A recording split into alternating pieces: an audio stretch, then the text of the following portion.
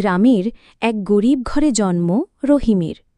ছোট্ট শান্ত ছেলে, নামাজ পড়ে, কোরআন শেখে আর স্কুলে যায় নিয়মিত। তার বাবা একজন কৃষক, মা ঘরের কাজ করেন।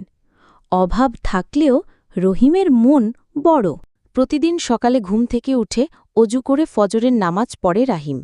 এরপর কুরআন তেলাওয়াত করে এবং পড়াশোনায় বসে। যখন অন্যরা খেলায় ব্যস্ত, রাহিম তখন বইয়ে ডোবে। রাহিমের খাতা পুরনো, কলম চলে না ভালো। তবুও সে থামে না। সে মোমবাতি জেলে রাত জেগে পড়ে। মা তাকে দেখে চোখ মুছে। আল্লাহর উপর ভরসা রেখেই সে এগিয়ে চলে।